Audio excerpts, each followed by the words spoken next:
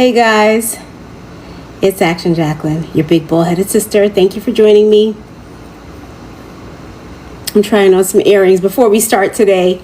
In the Ball Girls chat room, I want to let you know I have alopecia universalis, which is the most severe form of alopecia, which is just hair loss, by the way. I want to get into the science of it all, but honestly, it's just hair loss. I can really get into the science, but it's really just hair loss. Nothing else, because there's no other health concerns that go along with it. I don't know how else to say it. I have got news for you guys today. I've been in the news as usual, just looking for fun topics for us to talk about in the Ball Girls chat room. And today was a fun day because New York City made it big on the Ball Girl news charts. We had a woman having her wig snatched while she was walking with her kids, which was crazy, in Brooklyn. And then we had two alopecia princesses who both made it to the news. One of them is Abby Andrews, and another one is Armani Wilson is her last name, but her YouTube hanger is different. I think it's Armani E or something like that. I forget, but you could find both of those girls on YouTube and on TikTok, and they were both featured in the news just this week. So there's lots to talk about. And then the topic of today's live, which is how do you respond to compliments about your wig, about your hair, basically. When someone says, oh, your hair looks so beautiful, how do you respond to that? Because I see a lot of women who are so eager to talk about the fact that they're wearing a wig. Someone says, oh, your hair looks nice, and right away they're just like, oh yeah, thanks, it's a wig. And I'm just like, wow. I remember when I used to do that, and I know I picked that habit up from childhood. It was me just trying to get in front of the question so that I wouldn't have to answer questions. Instead, I would beat them to it. You know what I'm saying? Because people will ask you whether or not you're wearing a wig, or spend a particular amount of time obsessing over your hair. Oh my God, your hair looks so good. Oh my God, where do you get it done? Oh my God, it got so long. Literally comparing your hair to yesterday. Like yesterday, yes, my hair was a pixie. And today, yes, it is long. And you're standing in my face talking about, oh my God, it grew so long. Like either you're a numbskull or you think that I'm a numbskull. Either way, just come right out with the question. And I think that's why people are so quick to just be like, oh, thanks, it's a wig. Like what is it? Ariana Grande and that song 7 Rings, you know, you like my hair? Gee, thanks, just bought it. I don't do that anymore. Nowadays, when people say that my hair looks nice, I just take it. I just be like, oh, thank you, thanks. No need for me to tell them anything more, because half the time I don't want to talk about it anyway. Did I put my earrings on?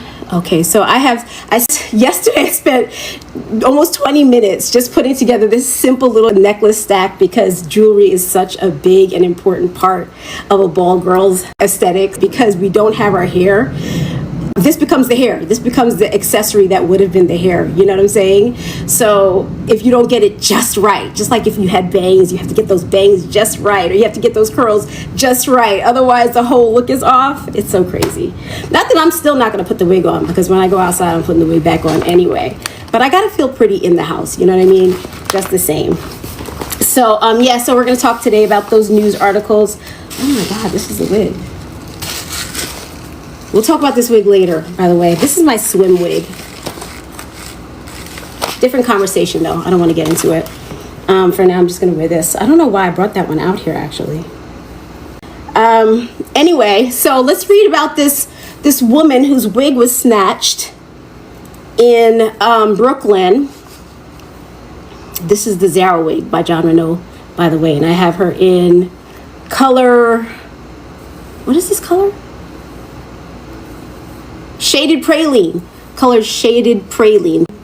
Okay, so let's get into this conversation about this crazy knife-wielding man in Brooklyn who's snatching wigs. Okay, this wig is not sitting right because it's not glued down. And there it is. Knife-wielding anti-Semite snatched a wig. Oh, I didn't see that part. Punched? Wow. There's certain words you can't say on TikTok and on YouTube, so I'm a little scared to actually say these words. But anyway, yes, knife-wielding anti-Semite, snatched a wig and punched a person who is of that same faith. Do y'all see the picture? Hang on. This is the guy who did it, y'all. This is the guy who's snatching wigs in Brooklyn. Well, he won't be snatching wigs anymore because he has been caught. As you can see, there he is naked. Not sure why he has no clothes on. He is, after all, an insane man who is taking away a woman's right to privacy by snatching their wigs. All right, a man was arrested on Wednesday morning. This was from June 25th, yesterday. A man was arrested on Wednesday morning after multiple anti-Semitic attacks in Crown Heights, including snatching a Jewish woman's wig off her head. I really don't like living in this city anymore, honestly, y'all. It's just too insane here. It really is. I'm just imagining the insanity. Okay, a man was arrested on Wednesday morning after multiple anti-Semitic attacks in Crown Heights. The attacks began at approximately 9:30 a.m. near Union Street, Brooklyn Avenue, when the perpetrator confronted a Jewish mother walking her children to school. He then violently snatched the wig with which she covers her hair according to Jewish law, deeply humiliating her. Then he also struck... Oh my, I'm reading this in real time, y'all, so I'm just as shocked as you are about what I'm about to say. Then he also struck one of her children. Holy cow, this was bigger than I thought. Okay, so the suspect continued riding his bike while yelling at the JEWS, at one point punching a man in the face while yelling anti-Semitic slurs and pulling out a knife. Y'all, don't come to this city. This is not where you want to be. Oh gosh, I just can't. Crown Heights, Shmera, and the NYPD successfully apprehended the suspect and placed him under arrest. Please be aware of your surroundings, Kalive.com says. In case of emergency, call 911. Oh my God, insane. Insane.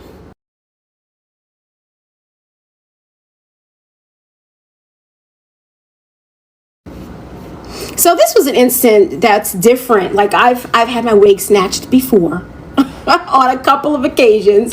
I was a child at the time when it happened. Not as an adult, thank God.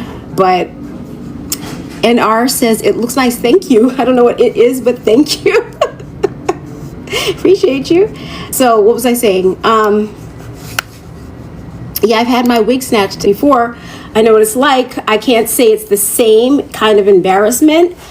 But of course, I'm not a woman of that faith, so I don't understand what it is to have to wear a wig for religious purposes. But I'm sure it's a different sort of embarrassment. Nonetheless, it's embarrassment, like by far, which brings me to a more lighthearted conversation, not so much about whatever happened in that news article, which was insane, but to talk about women who wear wigs. How do you go about wigging it? When I'm out and about, first of all, I don't go outside without my wig. I wear my wig every single day of my life, and it's not because I'm embarrassed to be a bald woman. It's because I really am not that friendly. The people who I know who go out without their wigs, for some reason, they have this real high tolerance for conversation. They're very happy to explain to people, oh, I have alopecia universalis, or I lost my hair due to this autoimmune condition. They don't mind having these conversations. Me, they annoy me. These conversations annoy me. I really don't like talking about things that bring out any emotion in me at all. The second I start talking about things that are near and dear to me, that's when the emotions come out. I can easily start crying. My underarms get all itchy. It's really weird. Even now, just even talking about the thought of me being sad is making my eyes well up and get hot. You know what I mean? So if I'm out in the streets and somebody sees me and they're like, do you have cancer? It just right away, emotions start pouring. So I'm just like, you know what? Give me my wig. I'm putting this wig back on my head. Hello, son. I just had a comment. You have a comment. Oh, my son is here and he had a comment. I'm listening, son. Why don't you turn these moments into moments of triumph? My son says, why don't I turn these moments into moments of triumph? What does that mean? Like, you had alopecia. Well, you had alopecia. You went bald, but now you have a pretty successful YouTube channel. Can they hear you? I wonder if they can hear you. My son is talking. He's saying some really profound things. My son is very profound, by the way. But I don't think you guys could hear what he just said. Oh, you can repeat it. He said I should take these... Repeat it to me. Can you come closer? I can't repeat it. I said you should take these moments as moments of triumph. What moments you mean? Like if people ask me about my wig, take it as a moment of triumph? Yeah, like... Take it as time to like sell your business model. Oh, he's saying like I should go outside bald. Is that what you're saying? I should go outside without the wig. I didn't say that. That's up to how comfortable you are. But if someone happens to know that you're wearing a wig, right, they're probably experiencing it themselves, and even if they're not, they know that you're wearing a wig, so that implies that. Okay. So he's saying that when people ask me about my wig, if I'm in the mood to talk about it, I should also use that as an opportunity to talk about my YouTube channel. And he's absolutely right. I actually do that more often than you think, son. But thank you, son. That was very profound, as always. I can always count on my son to come with very interesting commentary, thoughts, and advice. He gives me really good advice, health advice as well.